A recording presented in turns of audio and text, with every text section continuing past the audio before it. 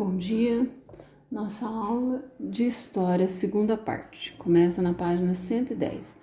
A marca do tempo nas sociedades.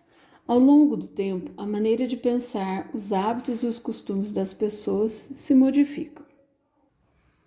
O cotidiano se transforma. Os costumes eram muito diferentes no Brasil até o século XIX. Naquela época, a estrutura da família brasileira era patriarcal. O que quer dizer isso?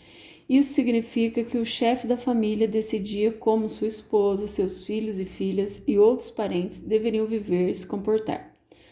Nas famílias mais ricas, as mulheres estavam autorizadas a sair às ruas somente acompanhadas por um familiar ou um escravizado e passavam a maior parte do tempo em casa. Já as escravizadas podiam circular desacompanhadas pela cidade para buscar água nos chafarizes ou encomendas para seus senhores.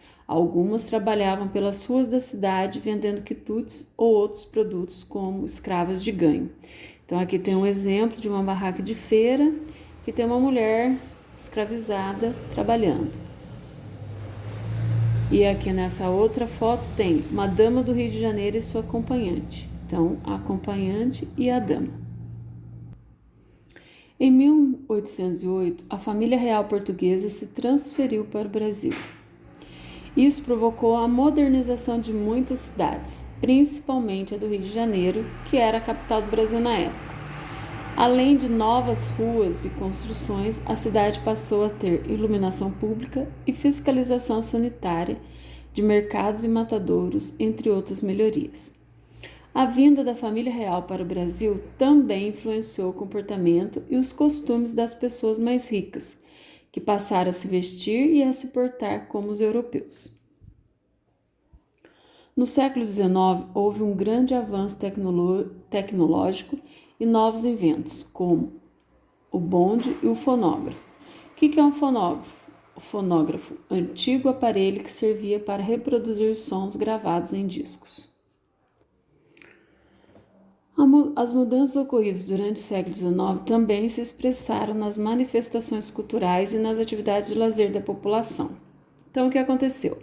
A cidade do Rio de Janeiro, por exemplo, que era a capital do Brasil, começou a abrigar óperas, concertos de piano, recitais de canto, além de espetáculos teatrais.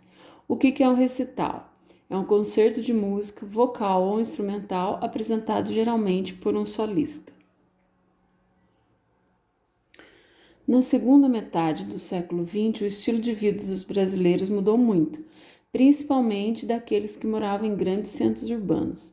A partir dos anos 1950, o rádio, que até então era o principal veículo de comunicação, começou a enfrentar concorrência com a televisão. Entre o final do século XX e o começo do século XXI, o mundo mudou bastante e muito rapidamente.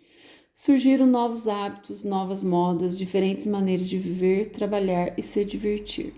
Algumas décadas atrás, era comum nas cidades brasileiras que as famílias se divertissem passeando nas calçadas, nas praças. Quase sempre havia um coreto onde músicos e outros artistas se apresentavam. Mas durante muitos anos os coretos se calaram. Hoje, o hábito de ir às praças voltou a fazer parte dos fins de semana das famílias de algumas cidades brasileiras. Então, aqui pode observar que é um coreto e tem várias pessoas passeando na praça, se divertindo. As famílias também mudaram nas últimas décadas. Hoje são formadas de várias maneiras, podendo ser chefiadas pela mãe e pelo pai juntos, só pela mãe, só pelo pai, por duas mães, por dois pais ou por outros adultos, parentes ou não. Aqui são as atividades. Então, você vai reler o texto e vai responder as perguntas de 1 a 10. Qualquer dúvida, eu estou à disposição.